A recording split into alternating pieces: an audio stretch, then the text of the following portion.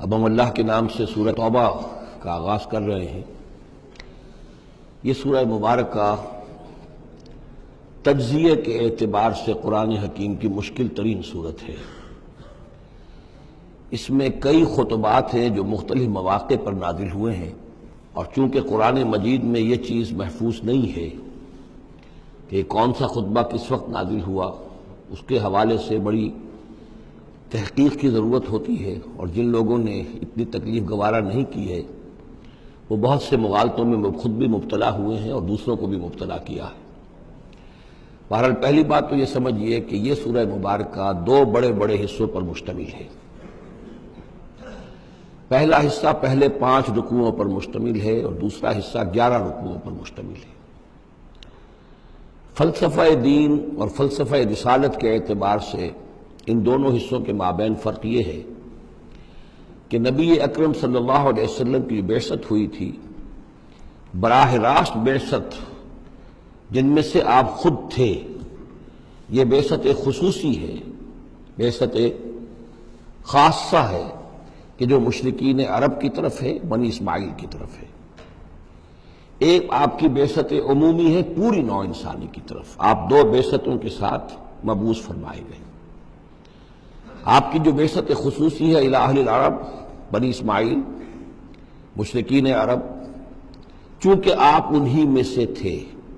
اور انہی کی زبان میں آپ نے آخری اتمام حجت کر دیا، لہذا ان کے ضمن میں اللہ تعالیٰ کا جو قدیم قانون ہے رسولوں کے بارے میں کہ اگر کوئی قوم جس کی طرف رسول بھیجا جائے اور وہ اتمام حجت کر دے اور پھر بھی وہ قوم تسلیم نہ کرے تو اس قوم کو ہلاک کر دیا جاتا تھا، عذاب استیصال۔ تو اس قوم کے حق میں تو یہ آخری فیصلہ جو ہے اللہ تعالیٰ کا اسی قانون کے تحت نافذ ہوا۔ اس آخری فیصلے کا جو معاملہ ہے وہ ہے جو پہلے 5 رکوعوں میں آیا ہے۔ یہ حضور صلی اللہ علیہ وسلم کی بعثت خصوصی سے متعلق ہے اہل عرب کی طرف۔ البتہ چونکہ آپ کی بعثت عمومی ہے پوری نوع انسانی کے لیے، آپ نے جزیرہ نما عرب میں دین کو غالب کر دیا، قائم کر دیا۔ بعثت خصوصی کا تو گویا کہ آخری مقصد آخری درجے میں مکمل ہو گیا، لیکن یہ بعثت عمومی کے کام کا آپ نے آغاز فرمایا ہے صلح حدیبیہ کے بعد۔ آپ نے 7 ہجری تک کوئی مبلغ، کوئی داعی کہیں باہر نہیں بھیجا، جب تک کہ جزیرہ نما عرب میں اس حد تک کامیابی نہیں ہو گئی کہ قریش نے آپ کو تسلیم کر لیا اور آپ کے ساتھ صلح کی، تو جس کو کہ اللہ تعالیٰ نے انا فتحنا لک فتحا مبینا قرار دیا ہے، اس وقت تک آپ نے اپنی پوری توجہ، آپ نے پورا وقت، اپنی ساری صلاحیتیں، اپنی قوتیں مرکوز رکھی ہیں جزیرہ نما عرب کے اندر۔ البتہ جب اس حد تک کام پورا ہو گیا سن 7 میں، سن 6 میں صلح حدیبیہ ہوئی ہے، تو اس کے بعد آپ نے نامہ بر بھیجے، اپنے خطوط بھیجے، قیصر کے نام بھیجا، کسریٰ کے نام بھیجا، مقوقس کے نام بھیجا، نجاشی بھی اب جو اس وقت تھا، وہ نجاشی جو ایمان لائے تھے فوت ہو چکے تھے، ان کی تو غائبانہ نماز جنازہ بھی حضور نے پڑھائی تھی۔ اب جو نجاشی تھے وہ مسلمان نہیں تھے، ان کے پاس بھی خط گیا۔ ان خطوط کے نتیجے میں سلطنت روما سے ایک ٹکراؤ شروع ہو گیا، غزوہ موتا ہوا اور اس کے بعد غزوہ تبوک۔ یہ جو 2 غزوات ہیں ان کا تعلق حضور کی بعثت عمومی سے ہے کہ اب بیرون ملک عرب آپ کی دعوت کا اور آپ کی اقامت دین کی جد و جہد کا دائرہ وسیع ہو رہا ہے۔ تو 11 رکوع اس سورہ مبارکہ کے اس سے بحث کر رہے ہیں، وہ غزوہ تبوک کے گرد ہیں۔ ان میں سے 4 رکوع وہ ہیں کہ جو غزوہ تبوک کے لیے ذہنی تیاری کے لیے، اور اس کے بعد کچھ آیات وہ ہیں کہ جو تبوک جاتے ہوئے اور تبوک سے واپسی پر نازل ہوئی، اور کچھ حصہ وہ ہے جو تبوک سے واپس آ کر نازل ہوا۔ وہ تو ہیں 11 رکوع جو 6 سے شروع ہو کر 16 تک جائیں گے مسلسل۔ البتہ پہلے 5 رکوع وہ ہیں کہ جن میں اندرون جزیرہ نما عرب، اندرون ملک آپ کے جو مشن تھا اس کی تکمیل کا جو آخری مرحلہ تھا اس کا اعلان ہو رہا ہے۔ اب یہ جو 5 رکوع ہیں ان میں بھی ایک عجیب تقسیم ہے۔ ان میں 2 رکوع وہ ہیں کہ جو سن 8 ہجری میں فتح مکہ سے قبل نازل ہوئے، ان میں تیار کیا گیا ہے مسلمانوں کو فتح مکہ کے لیے کہ وہ نکلیں،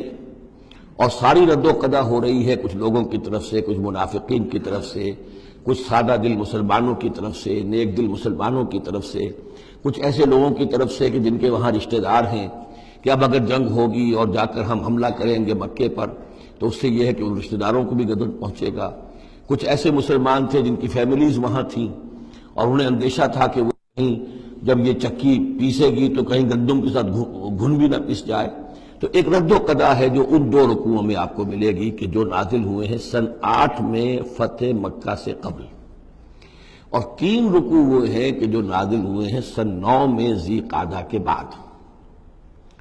اور یہ جب کہ فتح مکہ ہو چکا، اس سال حضور نے حج نہیں کیا، پھر اگلے سال آپ نے بھی دوبارہ حج نہیں کیا، لیکن آپ نے ایک قافلہ بھیج دیا تھا کہ وہ جائے، اور اس کے امیر کی حیثیت سے حضرت ابوبکر صدیق رضی اللہ تعالیٰ عنہ تھے امیر الحج۔ لیکن جب وہ قافلہ روانہ ہو چکا تھا ذی قعدہ سن 9 میں، تو پھر وہ آیات نازل ہوئیں کہ جو 3 رکوعوں پر مشتمل ہیں، جن میں آخری اعلان کیا گیا ہے کہ اب آئندہ یہاں کوئی مشرک حج کے لیے نہیں آئے گا۔ سن 9 کا حج وہ مشترک تھا،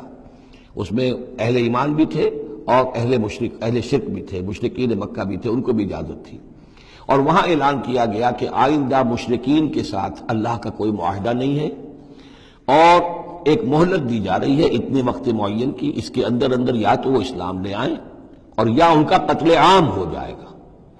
یہ سخت ترین آیات ہے قرآن مجید کی کہ جو اس حصے میں نازل ہوئی ہیں، لیکن اس کا فلسفہ سمجھ لیجئے،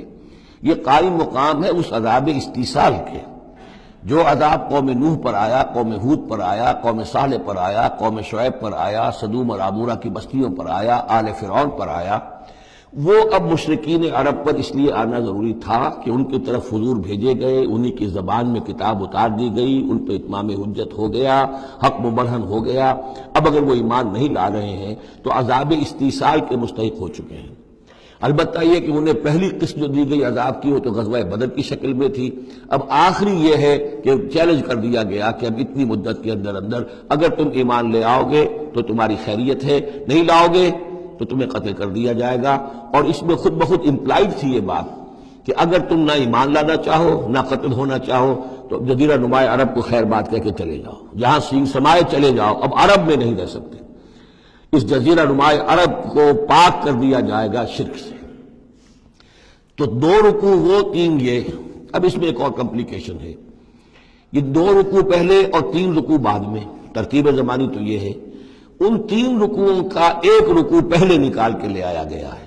جیسے میں نے کہا تھا کہ سورہ انفال میں ایک آیت جو تھی کہ جو بڑی اہم تھی